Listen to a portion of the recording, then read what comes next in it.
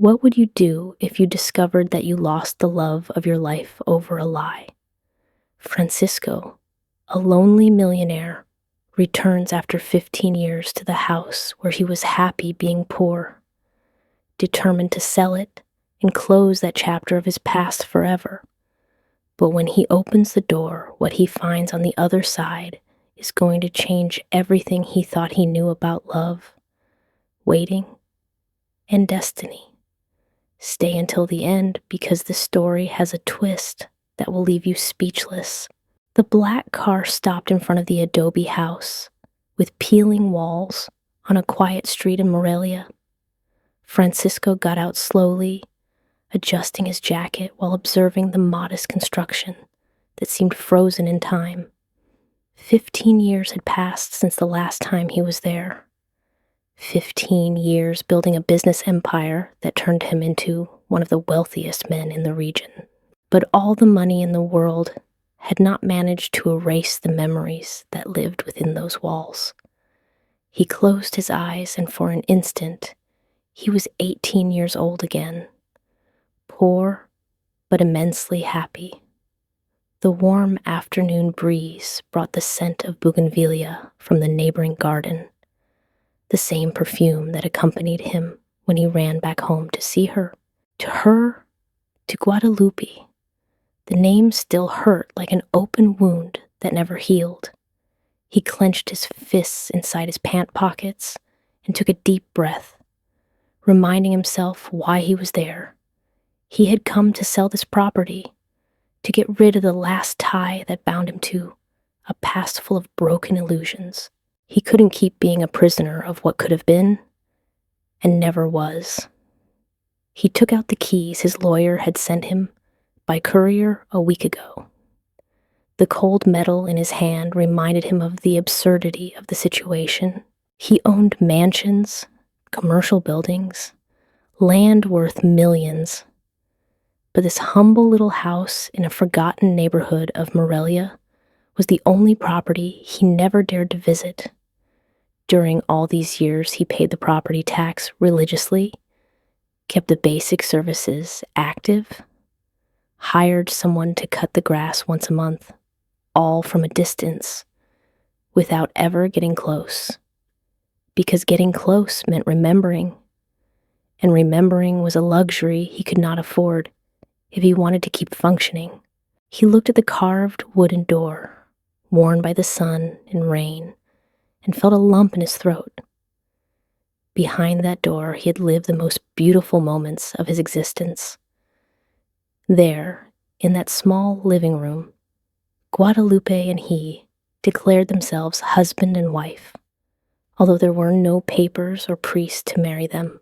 There they shared dreams whispered in the nights, eternal promises made with the naive certainty of someone who is 18 years old and believes that love conquers all. Guadalupe was 16 years old when they met in the main plaza of Morelia. She sold flowers that her mother grew on a borrowed plot of land, and he worked in construction with his father. Francisco still remembered the first time he saw her. She was wearing a simple dress, and her long hair gathered in a braid. Her eyes shone with a joy that seemed to illuminate everything around her. He fell in love in that very instant, with the overwhelming force of the first true love. They began to see each other every afternoon after work. They walked through the cobblestone streets, ate roasted corn on the corners, sat on the benches of the plaza to watch life go by. They didn't have money to go out to elegant restaurants or to go to the movies, but they didn't lack anything because they had each other. 2 years later, when Francisco turned 20 and Guadalupe 18, they decided they didn't want to wait anymore. His parents had found work in another city and would soon have to move. Her parents had died in an accident, and Guadalupe lived with an aunt who barely tolerated her. So they made a decision that, for them, was the most natural in the world. They declared themselves spouses before God, in the privacy of this house that Francisco's father had just bought with his life savings. There was no party, nor white dress, nor gold rings. Just the two of them holding hands in the empty living room, promising eternal love under the dim light of a candle. For Francisco and Guadalupe, that moment was more sacred than any ceremony in a church full of people. They considered themselves married in their hearts, united by an invisible but unbreakable bond. They lived together in that house for almost a year, the happiest year of Francisco's life. He worked double shifts in construction to bring in money. She took care of the home and dreamed of studying nursing when they could save enough. At night, they sat in the backyard to look at the stars and plan the future. How many children would they have? What would they be named? Where would they live when Francisco managed to open his own business? They were poor in material things, but rich in hope, in laughter, in stolen caresses, in whispered promises, until the day everything collapsed. Francisco squeezed the keys with such force that they dug into his palm. His parents had insisted that he move with them to Mexico City, where opportunities were better. Guadalupe encouraged him to go, despite the pain they both felt. She told him she would wait, that it didn't matter how much time passed, that their love was stronger than the distance. Francisco promised to return in 6 months, a year at most, when he had saved enough to bring her with him or to settle permanently in Morelia. They said goodbye at the same door with a kiss full of tears and oaths. He got on the bus, looking back until the house disappeared on the horizon. That was the last time he saw Guadalupe, the last time he was truly happy. Now, 15 years later, he was back to close that chapter once and for all. He put the key in the lock with a trembling hand, but before turning it, he stopped.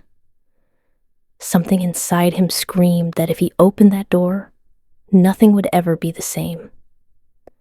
Francisco turned the key, and the door opened with a soft creak, as if the house had been waiting for this moment for years. The smell of lavender and old wood hit him immediately, transporting him 15 years back in an instant. That aroma was exactly the same as when he lived here with Guadalupe. He frowned, confused. How was it possible that after so much time abandoned, the house smelled clean, inhabited, cared for? He took a step inside and looked around. Everything was impeccable. The mosaic floor shone, the windows let in light filtered by curtains he didn't remember seeing before. There were pots with plants in the corners. His heart began to beat faster. This made no sense. He had hired someone only to cut the exterior grass once a month. No one should be entering the house. He closed the door behind him and walked slowly toward the living room.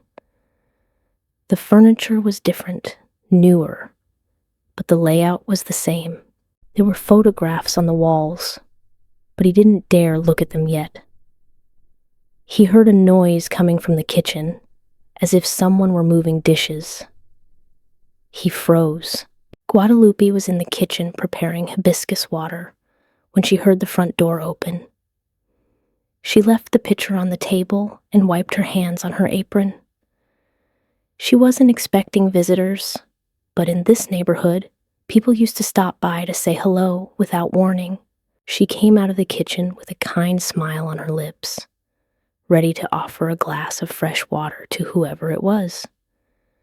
But when she reached the living room and saw the man standing there, dressed in an elegant suit, looking at everything as if he had seen a ghost, the world stopped. She would recognize that way of standing, that line of the shoulders, that profile even if 100 years had passed. The glass she was carrying in her hand fell to the floor and shattered. Her legs trembled and she had to hold onto the door frame. It couldn't be. It couldn't be him after 15 years, after so many nights crying, after so much waiting, so much hope, so much pain. Francisco was there, in the living room of her house. No, of their house, the house where they married before God, the house where they promised to love each other forever. Francisco turned upon hearing the glass break, and what he saw stole his breath. Guadalupe was there, just a few meters away, looking at him with wide eyes, full of tears. She was still beautiful, perhaps more than in his memories. She was 33 years old now, and time had accentuated the sweetness of her features. She wore her hair long as always, although with some gray strands that gave her an air of dignity. She wore a simple dress and an embroidered apron. For several seconds, neither of them could move or speak. They looked at each other like two castaways who find each other on a desert island after believing the other had died. Guadalupe was the first to react. She let out a choked sob and ran toward him, with her arms outstretched. She ran as she had done 1,000 times in her dreams during these 15 years. She ran without thinking, without hesitation, guided only by the impulse to touch that man she never stopped loving. When she reached him, she hugged him with such force that she seemed to want to merge into his body. Tears ran freely down her cheeks. "You came back," whispered Guadalupe against Francisco's chest, her voice broken by emotion. "I knew you would come back. I knew one day you would open that door. Oh, Francisco, how much I waited for you. How much I prayed for this moment. Thank God. Thank God you are here." Her words came out broken between sobs while she hugged him, as if she were afraid he was an illusion that would vanish at any moment. Francisco felt Guadalupe's body against his, heard her voice saying his name with the same tenderness as before, and something inside him broke. But it wasn't relief he felt, but fury. A fury that had been buried under layers of pain for years, because she had no right to hug him like that, to cry like that, to act as if she had been waiting for him when he knew the truth. He pushed her away from him roughly, almost with violence. He took 2 steps back, looking at her with a mixture of pain and rage that he himself didn't know he was capable of feeling. "What are you doing here?" asked Francisco with a hoarse, trembling voice. "What the hell are you doing in my house, Guadalupe?" The question came out like an accusation, like a stifled scream. Guadalupe stepped back confused, wiping her tears with her hands. She looked at him without understanding, searching his face for some explanation for that rejection. Why did he push her away? Why did he look at her with those eyes full of resentment? Francisco walked in circles around the living room, running his hands through his hair, trying to control the storm that was unleashed inside him. He had imagined this moment so many times, but in his darkest fantasies, he never thought it would hurt so much. Seeing her there, in the house they shared, taking care of it as if it still belonged to her, as if she still had rights, was too much. It was unbearable. Guadalupe took a step toward him, extending her hand timidly, but Francisco stopped her with a look. "Answer me, Guadalupe. Why are you still here as if nothing had happened?" The first months in Mexico City were the hardest of Francisco's life. He missed Guadalupe with a physical intensity that left him breathless. Every night he fell asleep thinking of her, imagining her face, remembering her laugh. He worked at a construction company during the day and studied administration at night, sleeping barely 4 hours. He did everything thinking about the future they would build together. He wrote her long letters, telling her his plans, his progress, his dreams. But the letters took weeks to arrive, and Guadalupe's responses took even longer. There were no cell phones. There was no internet. Communication was slow and frustrating. Sometimes a whole month passed without knowing anything about her. Francisco lived on memories and hope. He clung to the words of the last letter, reading them over and over until he memorized them. In every line she wrote, he found the strength to keep going, not to give up, to believe that all that sacrifice was worth it. Because at the end of the road was her, his Guadalupe, his wife before God, waiting for him in Morelia. 2.5 years passed. Francisco had progressed faster than expected. He had a better position in the company, had finished his technical degree, and was saving every peso with iron discipline.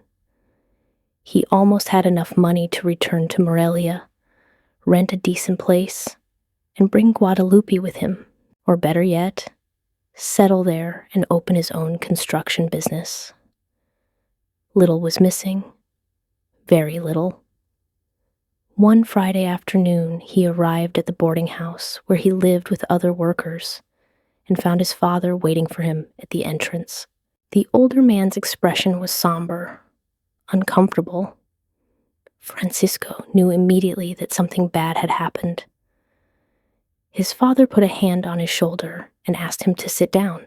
With a low voice, almost ashamed, he gave him the news that would destroy his world. An acquaintance from Morelia had commented to them that Guadalupe had married a few months ago with a man from the town, that they had seen the ceremony, that she was wearing a white dress that seemed happy.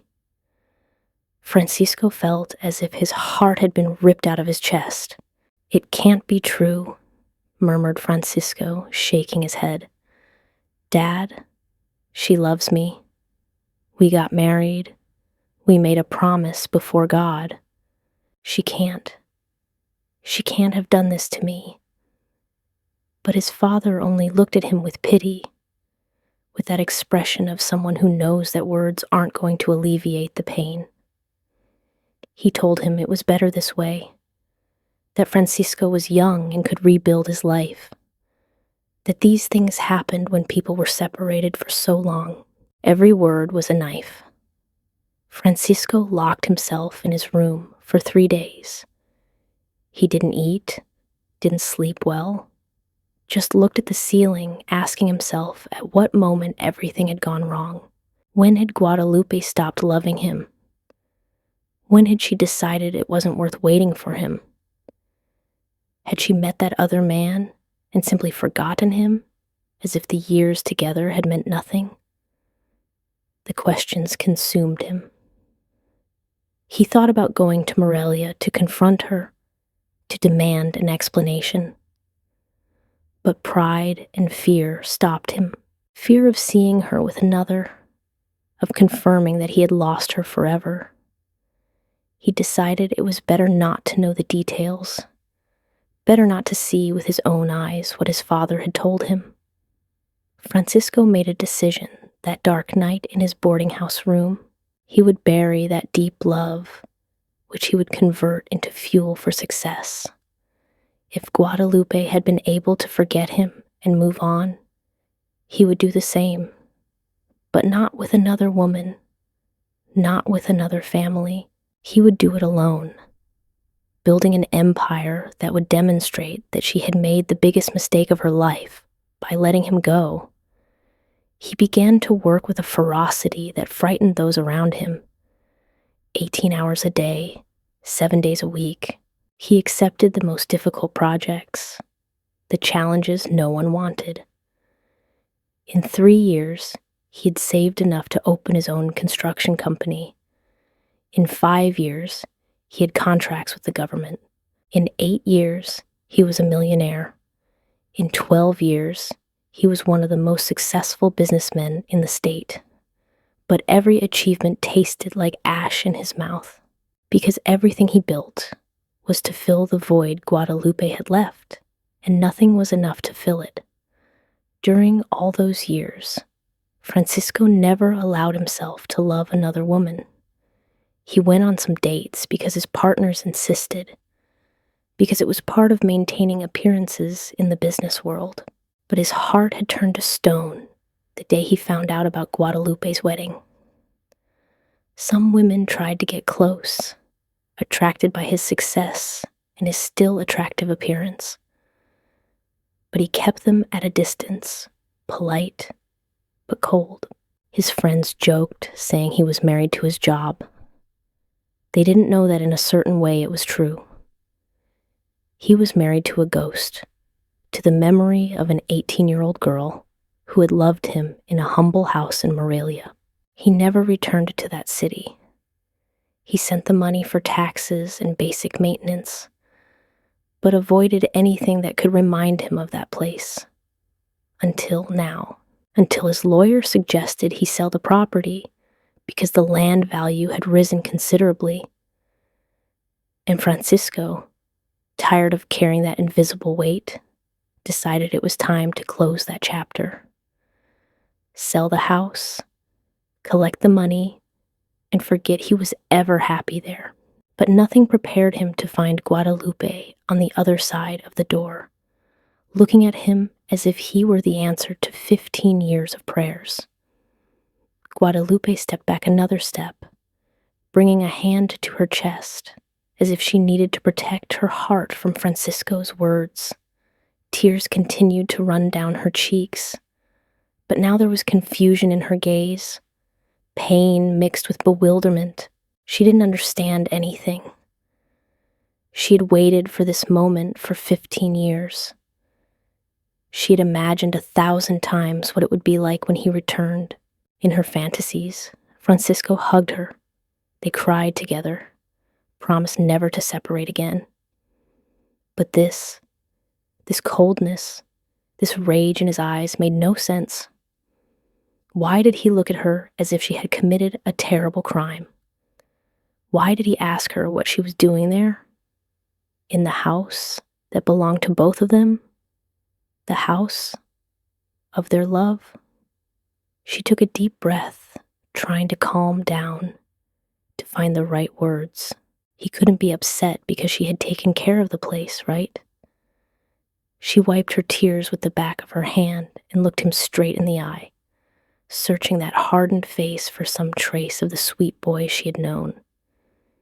He was still there, buried under years of distance and suffering. I never left, Francisco, replied Guadalupe with a trembling but firm voice. Well, yes, I left at the beginning, when you went with your parents. I couldn't stay here alone. I was very young, and this house was very isolated from the center. I went to live with my aunt again, although you know she never truly loved me. She stopped, remembering those first horrible months after Francisco's departure. Her aunt treated her like a servant, charged her for food, constantly reminded her that she was a burden. Guadalupe worked cleaning houses to pay for her stay, and waited for Francisco's letters, like someone waiting for rain in the desert.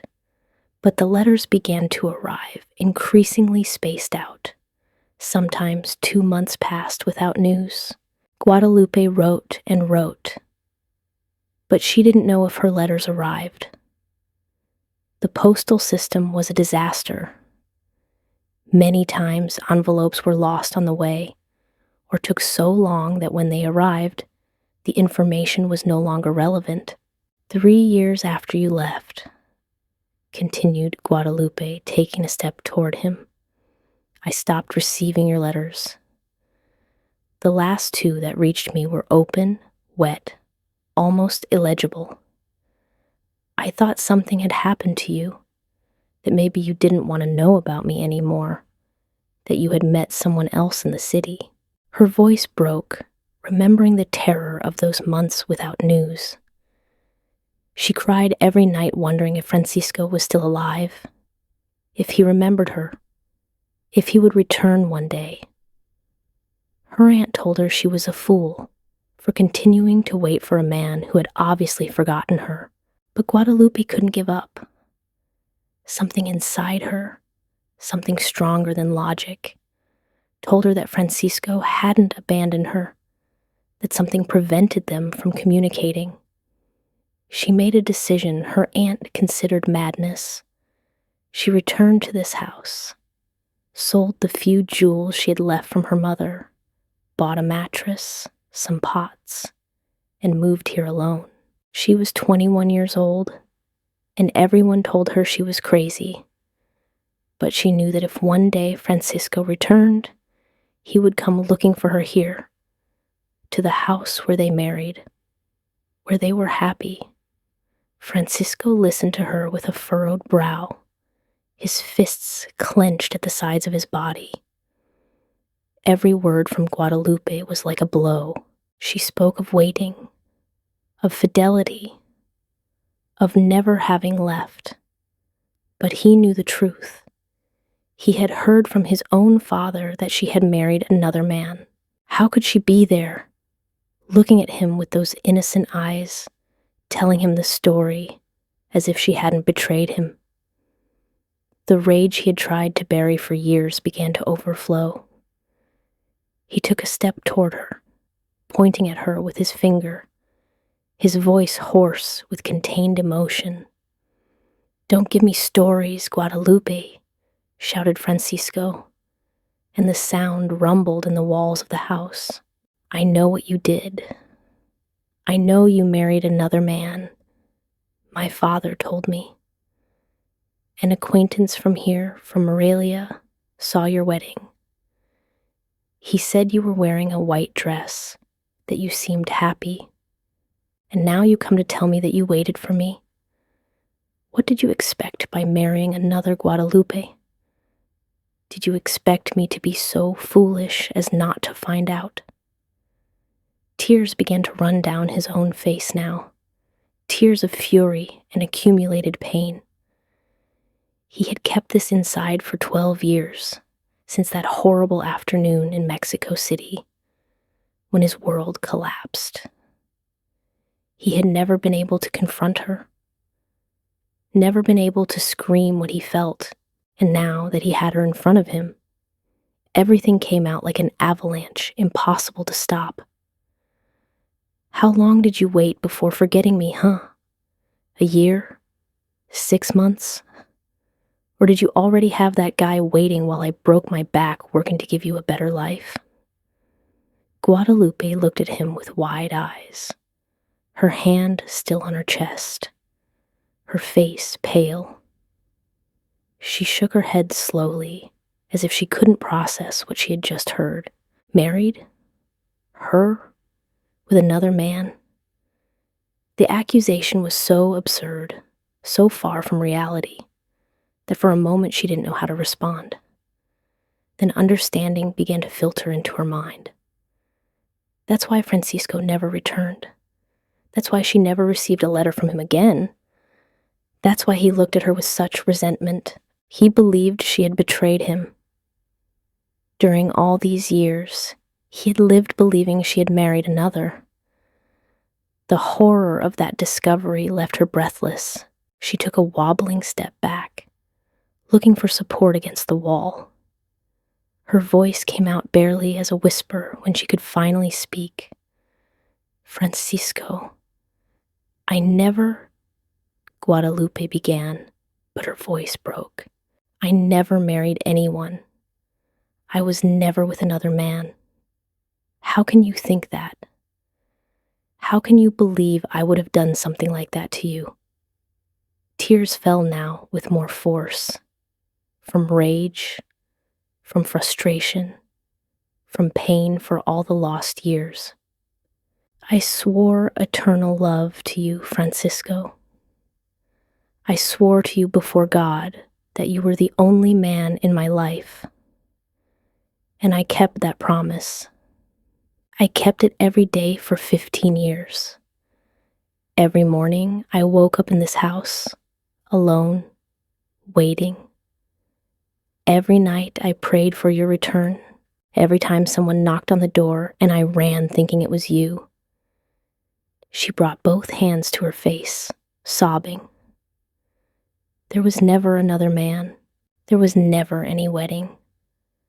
I don't know who told you that lie, but they lied to you, Francisco. And that's why you didn't come back. That's why you abandoned me for all these years. But I never abandoned you. Francisco felt the floor move beneath his feet. Guadalupe's words resonated in his ears like a distant echo. She swore she had never married, that she was never with another man, that she had waited for him all these years, but that couldn't be true. His father had told him. An acquaintance from Morelia had seen the wedding. The information came from a reliable source, or at least that's what he had believed for 12 years. He looked at Guadalupe, her face bathed in tears, her hands trembling, and for the first time in a long time, a crack appeared in the armor he had built around his heart. What if she was telling the truth? What if it really had been a lie? But no, that would mean he had wasted 15 years of his life, that he had closed his heart unnecessarily, that he could have been happy all this time. The thought was too painful to consider. He shook his head, trying to cling to the story he knew, to the version of events he had accepted as truth for so long.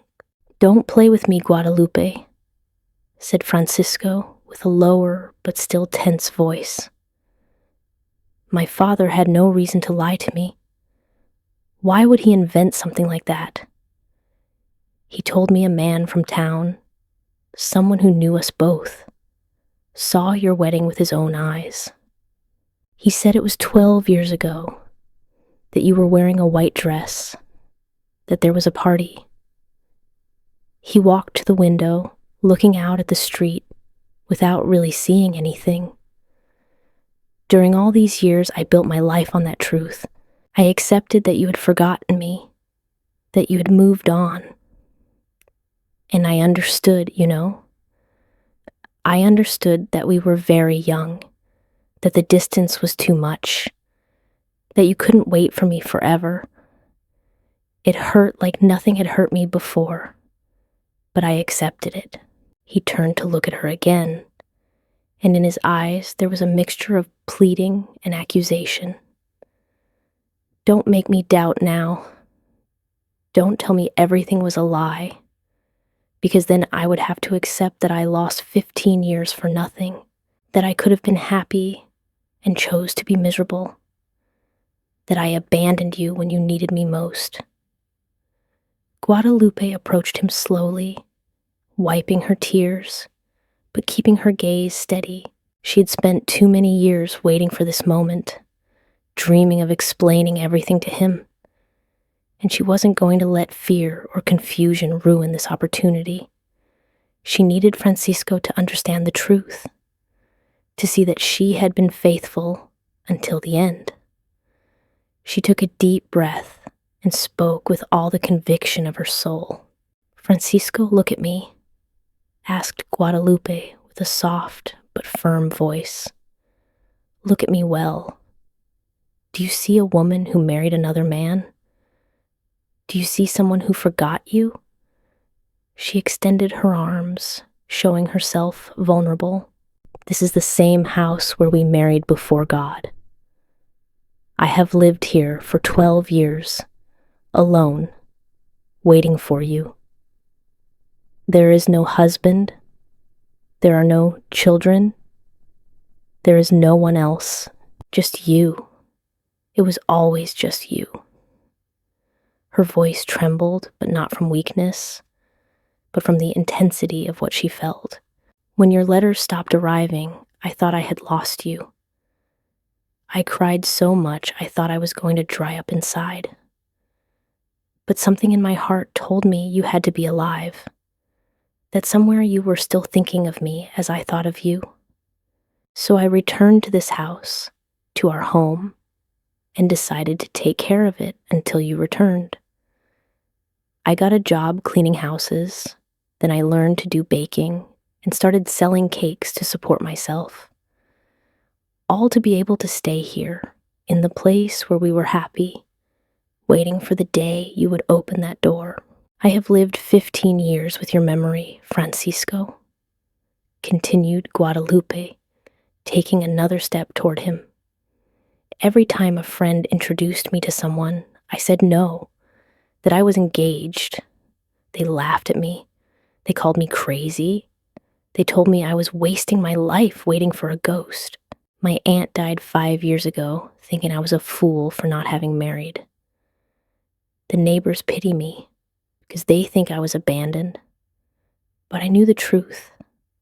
I knew one day you would return, that you would find the way back home, that our love was stronger than time and distance. Tears ran down her face again, and she was right. Here you are. You arrived. Even if it's to sell the house, even if it's because you stopped loving me, you arrived. And that means God heard my prayers. I don't know who lied to you about a wedding that never existed, but I swear to you by everything sacred, there was never another man. There was never a wedding. I never stopped being your wife before God. I never stopped loving you. Not a single day in all these years. Francisco felt something break inside him, the certainty with which Guadalupe spoke, the tears running down her face, the way she looked at him with so much love despite his coldness. Everything pointed to her telling the truth. But if she was telling the truth, then he had made the biggest mistake of his life. He had fled Morelia without confirming the story, without coming to confront her, without giving her the chance to explain. He had hidden behind his wounded pride and had built an empire of solitude. He closed his eyes, trying to remember exactly what his father had told him that terrible afternoon.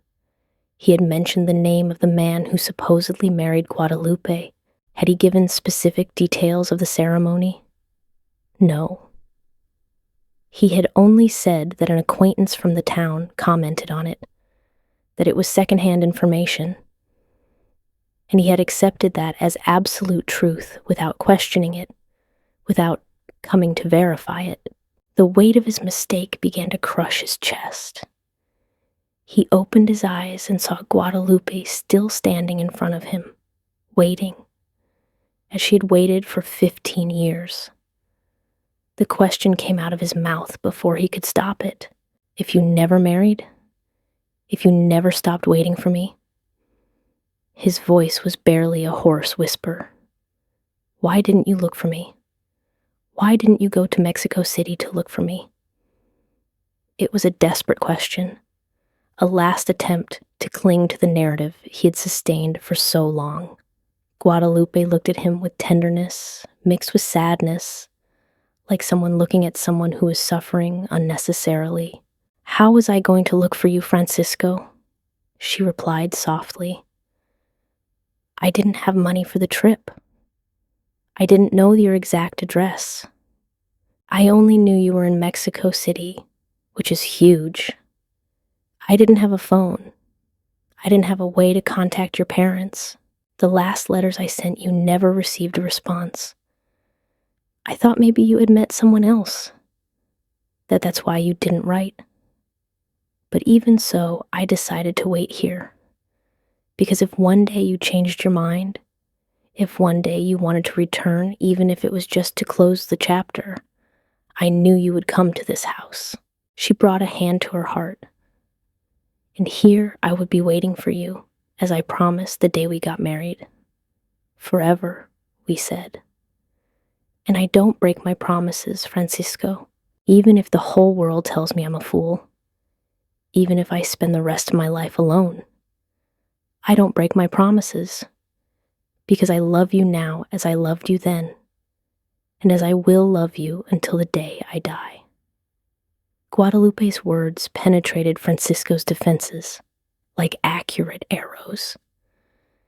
Every phrase was a truth he couldn't deny. Every argument was logical and coherent. She hadn't had the means to look for him, hadn't had information to find him, and yet had remained faithful. Francisco backed up until he sat heavily on the living room sofa, burying his face in his hands. His mind was a whirlwind of conflicting emotions. If Guadalupe was telling the truth, if she really had never married, then someone had lied deliberately. But who? And why? Had his father invented something like that?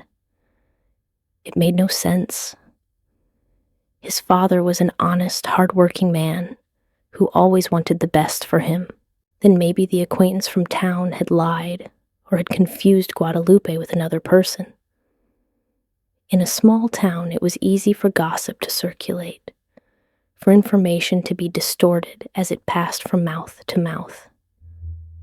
Perhaps someone had seen a wedding and assumed it was her, or maybe someone had wanted to separate them for reasons Francisco would never understand.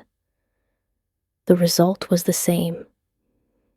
They had lost 15 years over a misunderstanding.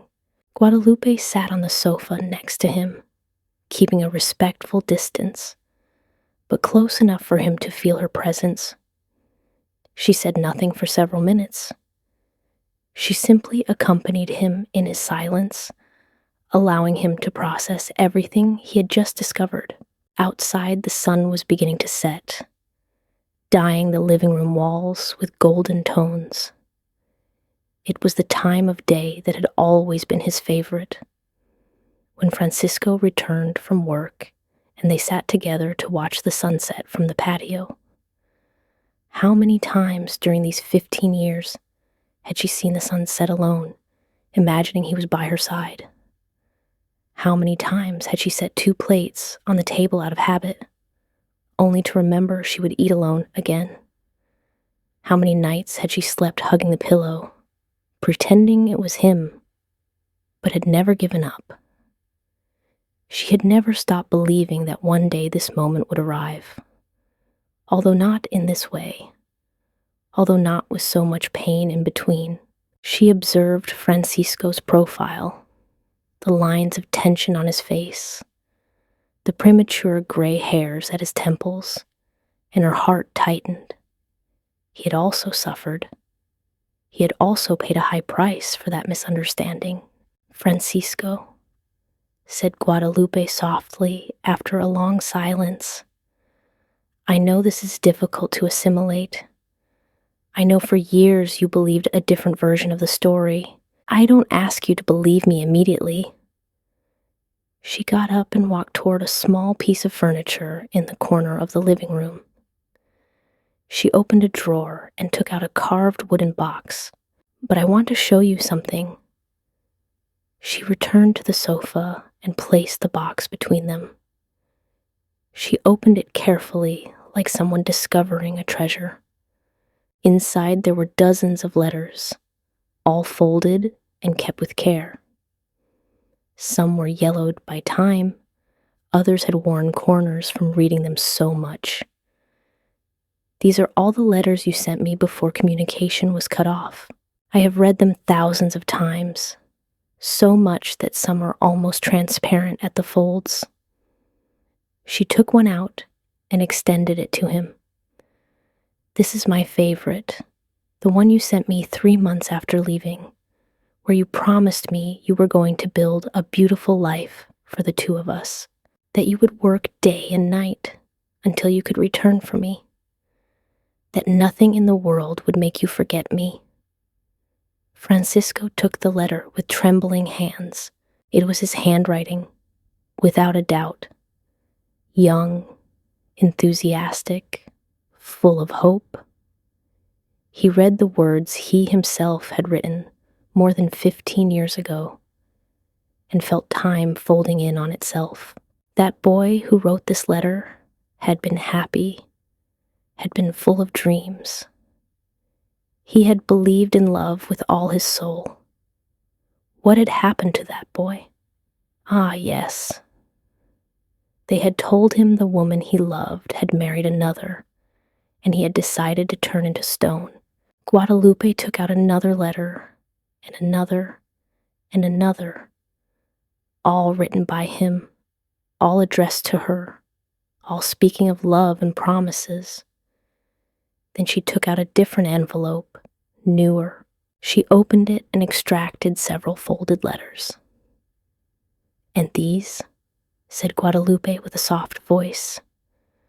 "These are the letters I wrote to you during the last 12 years, knowing I would never send them because I didn't have your address, but I needed to write them. I needed to tell you about my day, my thoughts, my hopes, although I knew you would never read them. It was my way of staying connected with you." She handed him one. "Read this one. It's from last year on our wedding anniversary. Well, from the day we married before God, here in this living room." Francisco took the letter and began to read. Guadalupe wrote about how she had prepared his favorite meal that day, although she would eat alone, about how she had put fresh flowers in the house, as she used to do when they lived together, about how she still prayed every night for him to be well, although she no longer knew where he was, about how sometimes she doubted if she should keep waiting, but then remembered the promise they made and found strength for another day. Tears began to fall on the paper as Francisco read, staining the ink. Guadalupe let Francisco read in silence for several minutes.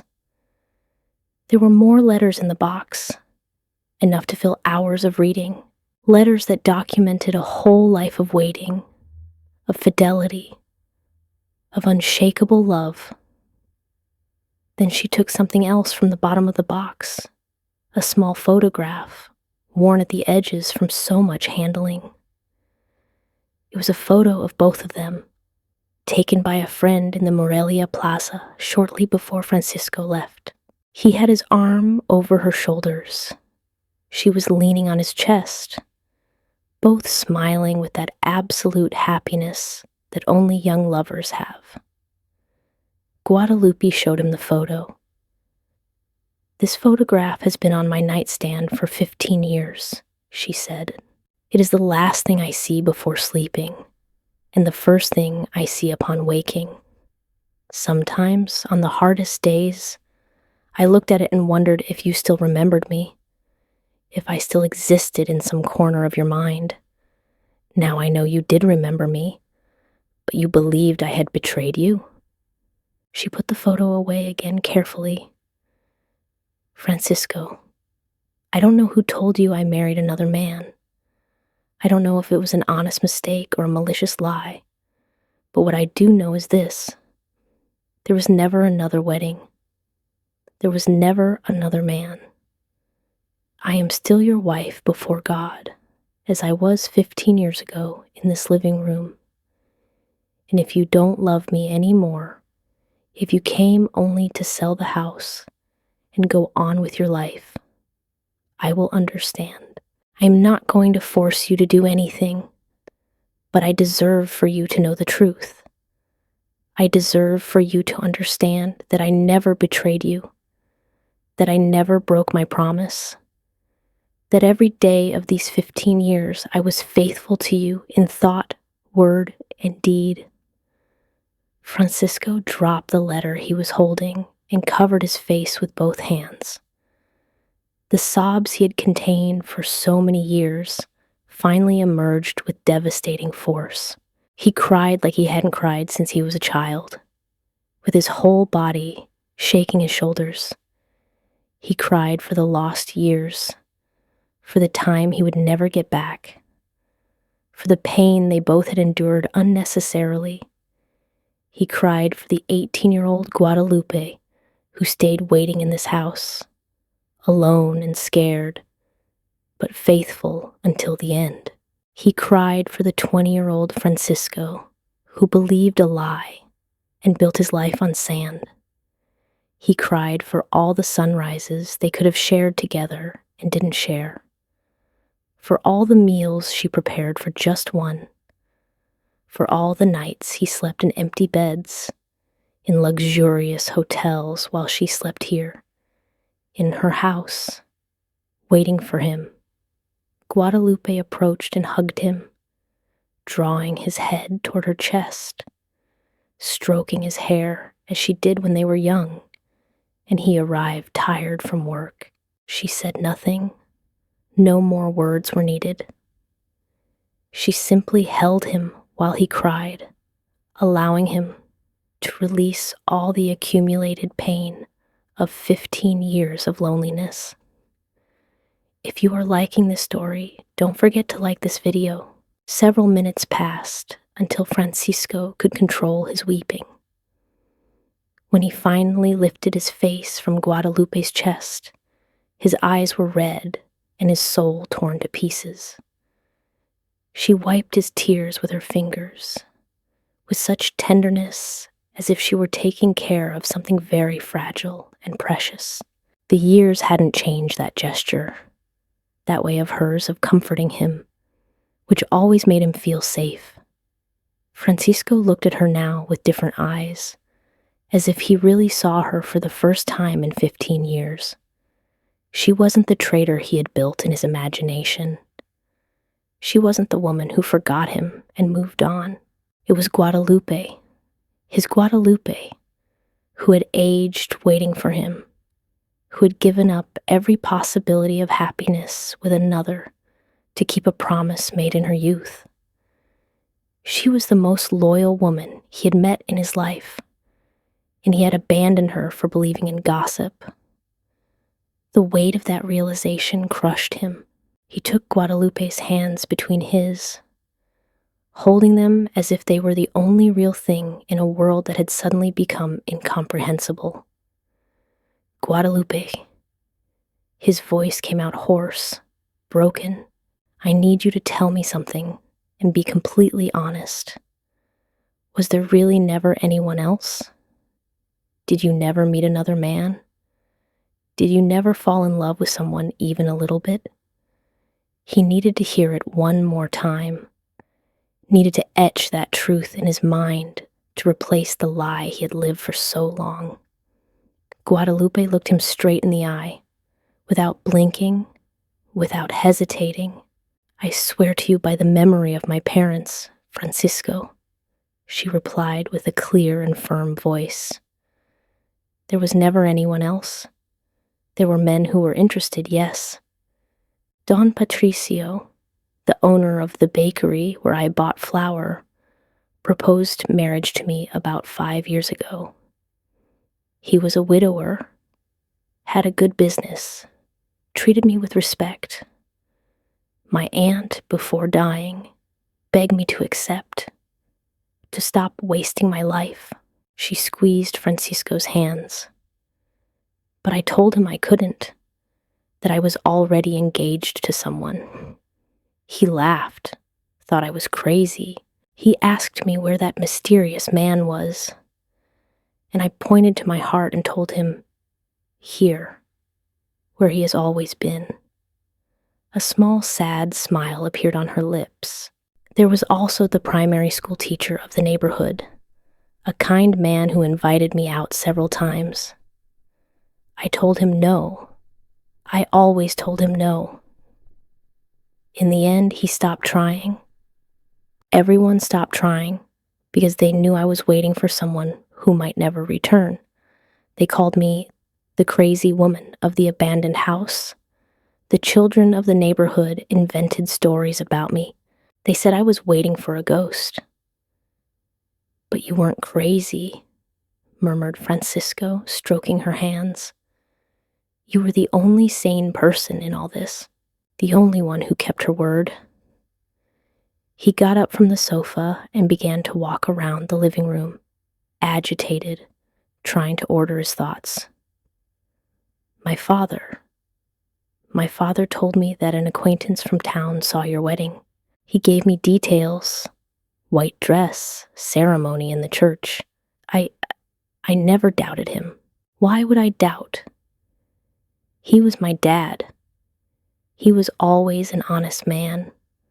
But now, thinking about it, he never told me the name of the man you supposedly married. He never gave me the name of the person who told him. He only said it was an acquaintance from Morelia, someone reliable.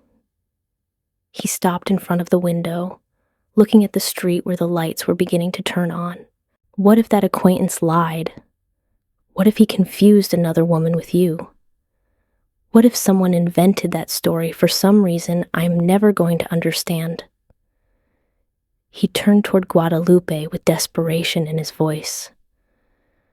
I can't ask my father because he died 3 years ago. He left without knowing he had given me false information, without knowing he had destroyed my life with that news. Guadalupe stood up and walked toward him. She placed a hand softly on his cheek, forcing him to look at her. In her eyes there was understanding. There was no reproach or bitterness, only love and an infinite sadness for everything they had lost. Francisco, listen to me well, said Guadalupe with a soft voice but full of conviction. Don't blame your dad. He only told you what they told him, and probably did it because he loved you and wanted you to know the truth, or what he believed was the truth. We can't know what really happened, who started that rumor or why. Maybe it was an innocent mistake. Someone who saw a wedding and assumed it was me. Maybe it was malice from someone who envied us. Or maybe it was simply destiny testing us, putting us to the test to see if our love was strong enough to survive. Her eyes filled with tears again. What matters is this. You believed what they told you because it was information from someone you trusted. I didn't receive any more letters from you and thought you had forgotten me. We both suffered for 15 years because of a terrible misunderstanding. But Francisco, look at me.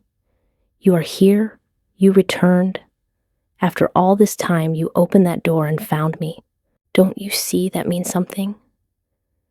Don't you see that our love survived despite everything? It survived in you, replied Francisco with a broken voice. You kept the flame lit. I put it out. I buried it under work, under money, under an empty life full of luxuries that never made me happy. I convinced myself that I didn't need anyone, that it was better to be alone than risk suffering again. He pulled away from her and walked toward the center of the living room. I built an empire, Guadalupe. I have companies, properties, investments. I have more money than I could spend in 3 lifetimes. Newspapers write about me. People seek me out to do business. I have power and influence. He let out a bitter laugh. And everything is absolutely useless. Everything is empty because every building I built, every contract I closed, every million I earned, I did thinking of you. Everything was to show the world it was worth it, to show the woman who left me that she had made a mistake. He turned toward her with tears running down his face. But you never left me. I was the one who abandoned you. I was the one who didn't have the courage to come confirm the story. I was the one who preferred to hide behind my wounded pride instead of fighting for what we had. You couldn't fight because you believed there was nothing left to fight for, said Guadalupe, approaching him again. If I really had married another man, coming here would only have caused you more pain. I understand, Francisco. I understand why you didn't return. She took his face between her hands, forcing him to look directly at her. But now you know the truth. Now you know it was all a terrible misunderstanding, and we have to decide what we are going to do with that. We can keep crying over the lost years. We can blame ourselves or others. We can stay trapped in the past. Her eyes shone with determination. Or we can thank God that we are still alive, that we still have each other, that there is still time to be happy. We lost 15 years, it's true, but we are not going to lose one more day if it depends on me. The question is, what do you want, Francisco? Did you come only to sell the house and close this chapter? Or did you come because deep in your heart, you still hoped to find me here? Francisco looked at her with a mixture of awe and reverence.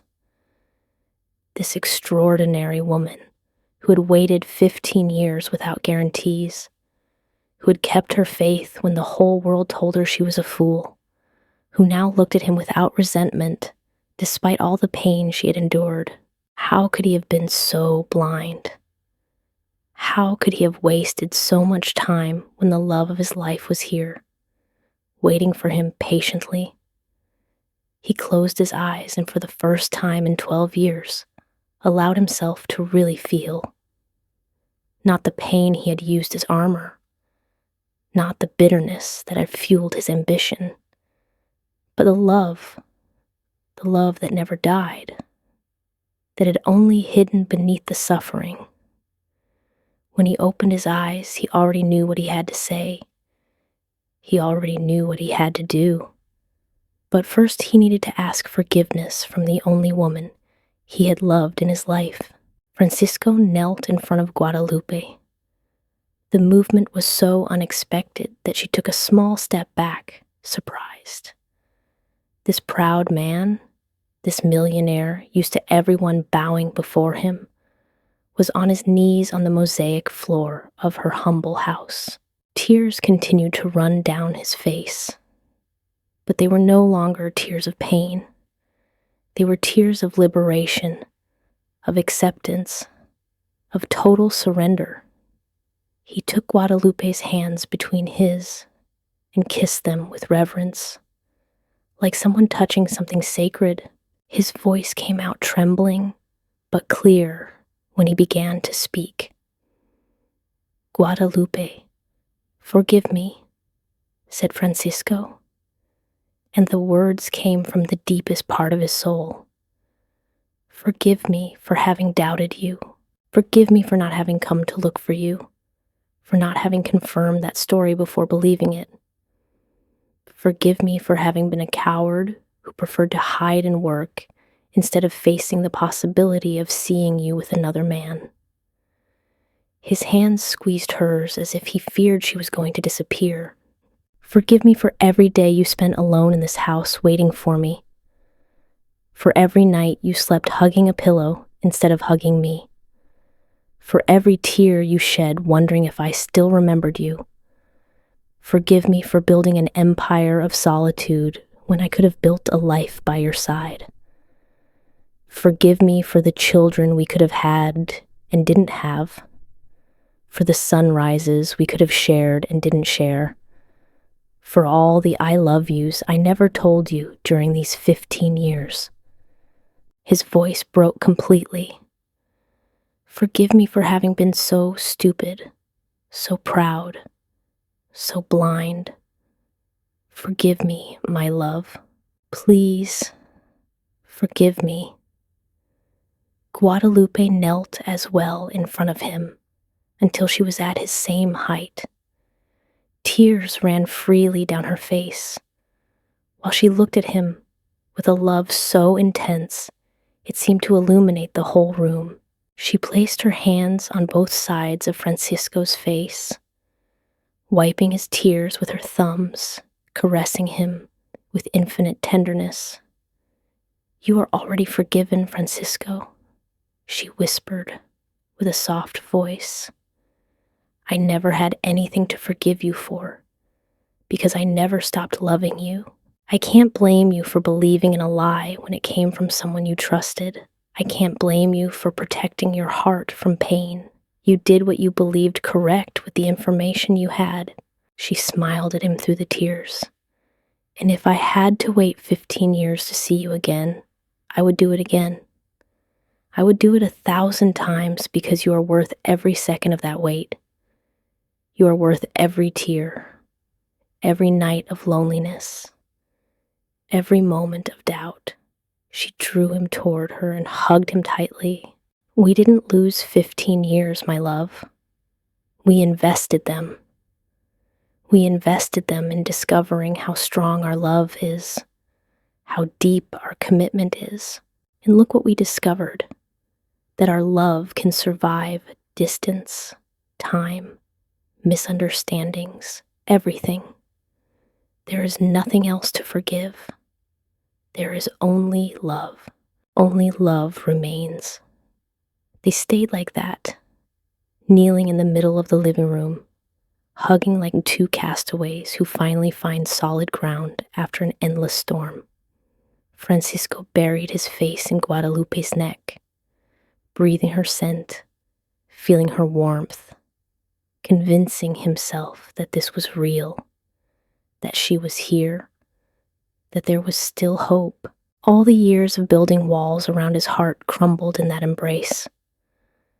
All the nights of loneliness in luxurious hotels, all the empty business meetings, all the achievements that meant nothing. Everything evaporated in the warmth of that moment. Here was what he had been looking for during 15 years without knowing it. Here was his home.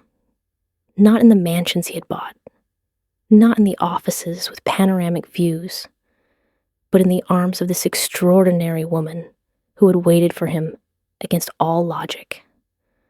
Finally, they separated enough to look into each other's eyes. Francisco caressed Guadalupe's face as if he were memorizing every line, every detail. There is something I need to tell you, began Francisco with a firmer voice now. Something you should have known a long time ago. He took a deep breath before continuing. I never loved another woman, Guadalupe. I didn't even try. After receiving that news about your supposed wedding, I closed my heart completely. I went out with some women because my business partners insisted, because it was part of maintaining a certain image. But never was there anything more than courtesy. I never kissed anyone else. I never slept with anyone else.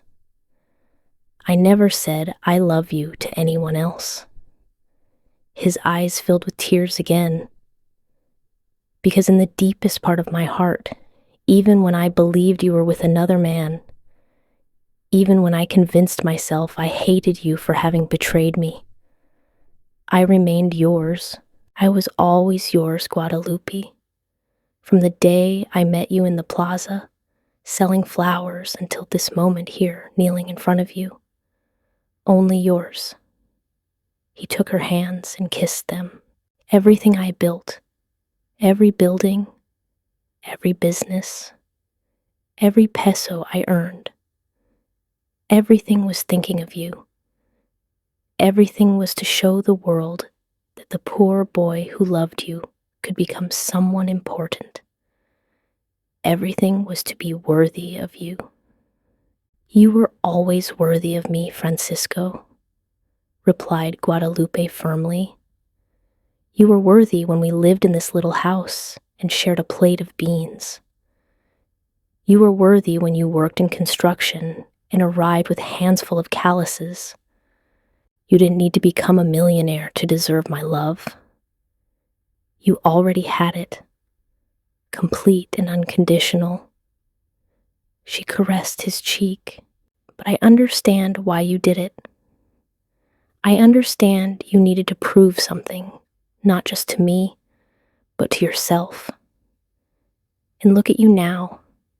You achieved everything you set out to do. You became a successful, powerful, respected man. Her eyes shone with pride. I am proud of you, Francisco.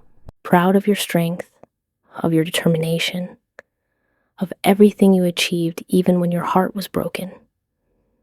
But what makes me proudest is this, that after all the success, after all the money and power, your heart remains the same. It remains the heart of the 20-year-old boy who promised me eternal love in this living room. That is the man I fell in love with, and that is the man I keep loving. Francisco stood up and helped Guadalupe get up too. He held her in his arms, simply looking at her, recording this moment in his memory. After so many years of emptiness, he finally felt complete. He looked around the living room, seeing with new eyes this place he had come to sell. The walls that held so many memories, the floor where they had just knelt, the windows through which the last light of sunset entered. This modest house was worth more than all his buildings and properties combined. Because this house had protected Guadalupe's love for 15 years. This house had been the lighthouse that kept hope alive. This house was sacred. He turned toward Guadalupe with an expression of absolute determination. I am not going to sell this house, declared Francisco with a firm and clear voice. I came here thinking it was just a property I needed to liquidate, a chapter I needed to close. But now I understand it is not a chapter that closes. It is the beginning of everything. He looked at the walls with reverence. This house is where we married before God. It is where we were happy being poor. It is where you kept our promise alive for 15 years. This house is not a piece of real estate, Guadalupe.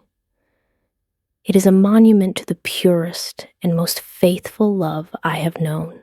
It is the living proof that some promises are unbreakable, that some loves can wait an eternity. He took her hands again. I am not going to sell it. Not now. Not ever. This house is going to remain standing as testimony of what we lived, of what we lost, and of what we recovered, as a reminder that true love does not die. It only waits patiently for us to open the door and let it in again. And I just opened that door, my love, and I don't plan to ever close it again. Guadalupe looked at Francisco with eyes shining with emotion. The words he had just pronounced resonated in her heart like bells of victory. After 15 years of waiting, of uncertainty, of blind faith in a promise the whole world considered lost, finally, her prayers had been heard. Francisco had not only returned, but he had understood the value of what they shared. He had chosen to stay. He had chosen love above all else.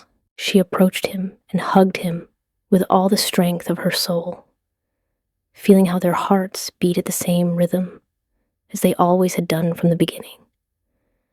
In that embrace, there were 15 years of tears, of loneliness, of unshakable hope. But there was also future, renewed promise, the certainty that this time nothing would separate them again. Francisco reciprocated the embrace with the same intensity, burying his face in Guadalupe's hair, breathing her essence, convincing himself once more that this was real, that she was real, that the miracle had happened. They stayed like that for long minutes, without speaking, just feeling the other's presence after so much lost time. When they finally separated, Francisco took Guadalupe's face between his hands and looked at her with an intensity that made her tremble. There was something different in his eyes now, something that wasn't there when he first entered the house. The pain had given way to hope. Bitterness had transformed into tenderness. This was the Francisco she remembered. The boy who looked at her as if she were the most valuable thing in the world. Only now he was a man, matured by time and suffering, but with his heart intact under all those layers of protection he had built. He smiled, and it was a true smile, the first genuine smile he had sketched in years, a smile that illuminated his face and erased the lines of tension that hardened him. "Guadalupe, I want to do things right this time," said Francisco with a firm voice but full of emotion. 15 years ago, we married before God in this living room. Just you and me. It was the most important day of my life, the most sacred promise I have made. And that promise remains valid. It never stopped being so. He caressed her cheek with tenderness. But I want the whole world to know you are my wife. I want us to have a real wedding, with legal papers, with a ceremony, with witnesses. I want everyone to know that Guadalupe is the woman of my life, the only one who has existed and the only one who will ever exist. His eyes shone with determination. I want to give you the white dress you deserve, the party we can never have, the ring you should have worn for 15 years. I want to shout to the world that the luckiest man on earth is me, because the most loyal, most patient, most loving woman waited for me when I didn't deserve to be waited for. He took her hands. "Would you marry me, Guadalupe, again, now that I can give you everything we always dreamed of?" Tears welled up in Guadalupe's eyes again, but this time they were tears of pure joy, without a mixture of pain or sadness. During all these years she had dreamed of this moment, although in her dreams it happened in different ways. Sometimes she imagined Francisco returning in a humble car, still being the hard-working boy she knew. Other times she imagined him successful, but different, changed by life. She never imagined it would be like this. A millionaire kneeling in this modest living room, asking her for marriage with the humility of one who knows he has found the true treasure. She didn't need white dresses or elegant parties. The only thing she had needed for 15 years was exactly this: to have him back, to hear that he still loved her, to know she hadn't waited in vain. But if he wanted to give her a wedding, if he wanted to celebrate their love in front of the world, she would accept with gratitude, not for the dress or the party, but because it would be the public confirmation of what their hearts always knew, that they belonged to each other since the beginning of time. "Yes, Francisco," replied Guadalupe with a clear and firm voice, despite the tears. "I would marry you 1,000 times. I would marry you in this empty living room like 15 years ago, or in the largest cathedral in the country. I would marry you being poor or being a millionaire. I would marry you in joy and in sadness, in sickness and in health, now and always." She smiled through the tears. "Because my answer never changed, my love. From the day I met you in the plaza of Morelia, my answer has always been yes. Yes to your love, yes to your life, yes to sharing every sunrise and every sunset with you, until God decides to call us to his presence." She drew him toward her and kissed him. It was a soft kiss at first, shy after so many years apart, but soon it deepened with all the passion accumulated during 15 years of absence. It was the kiss of two souls who finally reunite, of two halves that become one again. When they separated, both were smiling like teenage lovers, as if the years hadn't passed, as if they had just discovered love for the first time. Francisco took his cell phone out of his jacket pocket and dialed a number. Guadalupe watched him curiously while he spoke with someone on the other end of the line. He spoke of canceling meetings, of postponing business trips, of taking a few weeks off for the first time in years. When he hung up, he looked at her with a mischievous smile that reminded her of the boy he had been. He explained that he had just reorganized his entire schedule because the next few weeks he would dedicate exclusively to planning their wedding and recovering the lost time with her. He called his personal assistant and gave instructions to look for the best wedding planners in Morelia, to reserve the best possible date in the next 2 months, not to spare any expense. Guadalupe tried to protest, telling him she didn't need anything extravagant, that a simple ceremony would be enough. But Francisco shook his head, determined. He told her he had spent 15 years accumulating wealth without purpose, and now finally knew what all that money was for: to give the woman he loved the celebration she deserved, not because money mattered, but because she mattered, because he wanted this new beginning to be memorable, to mark the end of the dark years and the beginning of the light. Guadalupe finally accepted, not for the luxury, but for the radiant happiness on Francisco's face. 2 months later, the Cathedral of Morelia was full to the last corner. White flowers decorated every column. Lit candles created an atmosphere of solemnity and joy. Guadalupe's childhood friends were there, many of them surprised that the crazy woman who waited for a ghost had finally been right. Francisco's business partners had traveled from different parts of the country, astonished to discover that the lonely businessman who never spoke of his personal life had a love story worthy of the best novels. But none of them really mattered. The only thing that mattered was what was happening in front of the altar. Guadalupe walked toward Francisco on the arm of Don Patricio, the owner of the bakery, who years ago had proposed marriage to her, and who now, with genuine joy, delivered her to the man who was always the owner of her heart. She wore an elegant but simple white dress that highlighted her natural beauty without overshadowing it. Her face shone with a happiness so pure that several guests began to cry upon seeing her. Francisco waited at the front in an impeccable suit, but what really made him look different was the light in his eyes. He was no longer the cold and calculating businessman. He was a man in love, complete, finally at peace. The ceremony was beautiful and emotional. When the moment for the vows arrived, Francisco took Guadalupe's hands and spoke with a clear voice so everyone could hear.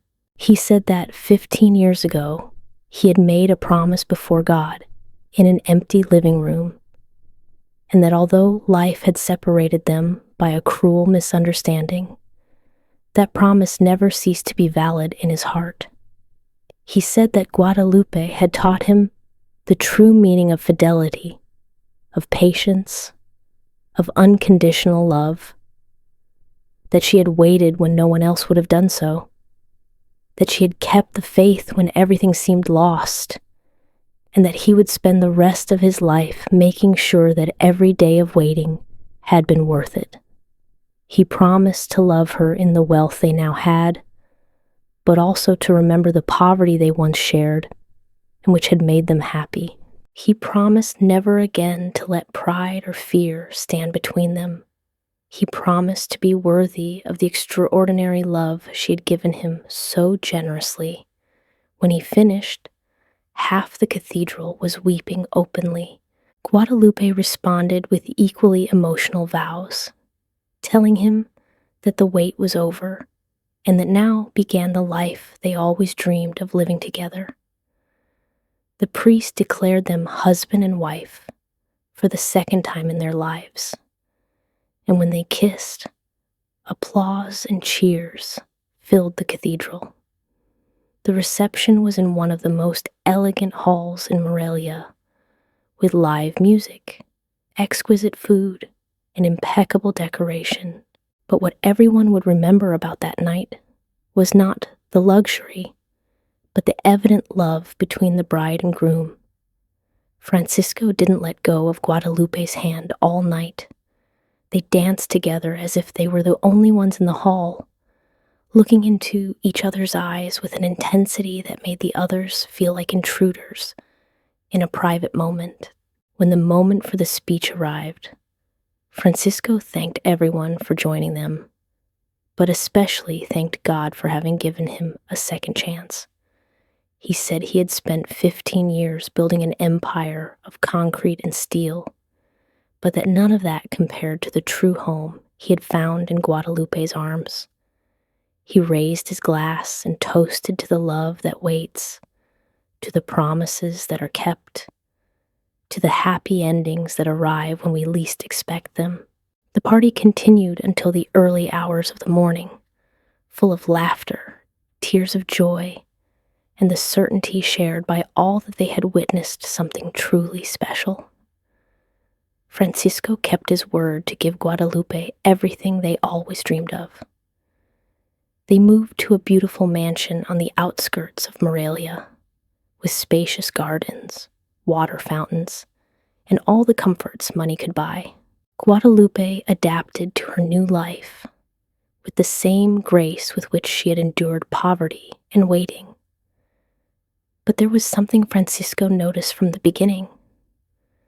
Although she appreciated the big house and the nice things, it wasn't that which made her happy. What made her truly happy was waking up every morning and seeing him by her side. It was preparing coffee together in the kitchen while they talked about plans for the day. It was walking, holding hands through the gardens at sunset. It was the simple certainty that they were no longer alone, that the wait was over, that finally they were a family. And Francisco felt exactly the same. He discovered that all the business meetings, all the $1,000,000 contracts, all the properties he owned didn't give him even a fraction of the satisfaction he felt by simply being with Guadalupe. He began to delegate more responsibilities to his managers, to reject unnecessary trips, to prioritize time at home. For the first time in 15 years, he understood what it really meant to live instead of just existing. But there was a tradition they established from the beginning and kept religiously. Every month, the weekend closest to the anniversary of when they married for the first time, they returned to the humble house where it all began. They packed a small suitcase, left behind the mansion and the luxuries, and spent 2 days in the adobe house with peeling walls. They slept in the same room where they slept being young. They cooked together in the small kitchen, sat in the backyard to see the stars as they did before. For both of them, those weekends were sacred. It was their way of remembering where they came from, of honoring the promise they made when they had nothing more than love. It was their anchor to reality, the reminder that wealth was nice, but love was essential. Guadalupe took care of the house with the same dedication as when she lived there alone, waiting for him. She planted more flowers in the garden, painted the walls with cheerful colors, filled every corner with memories of their new life together. And Francisco, the millionaire used to 5-star hotels, found more peace in that modest little house than anywhere else in the world. Because that house wasn't just 4 walls and a roof. It was the place where love had waited patiently for 15 years without ever giving up. It was the living proof that some promises are unbreakable, that true love does not know the meaning of abandonment. It was their sanctuary, their refuge, their constant reminder that they had survived the darkest storm and come out stronger on the other side. If this story touched your heart, don't forget to like this video and subscribe to the channel if you haven't done so yet. The story of Francisco and Guadalupe teaches us that true love is not measured in years together, but in the capacity to wait, to forgive, and to keep hope alive even when everything seems lost. It shows us that promises made with the heart have the power to traverse time and distance. That fidelity is not just staying when everything is fine, but remaining when everything seems to be wrong. That misunderstandings can steal years of our life, but genuine love always finds the way back home. Francisco and Guadalupe lost 15 years, but they recovered them with interest in the depth of their reunion. They learned that the true home is not a luxurious mansion, nor a humble house, but the heart of the beloved person. May God bless your life with a love as patient and faithful as that of Francisco and Guadalupe. May you remember in moments of doubt that true promises are never broken. They only wait for the perfect moment to be fulfilled. And that when love knocks on your door after a long wait, you have the courage to open that door and never close it again.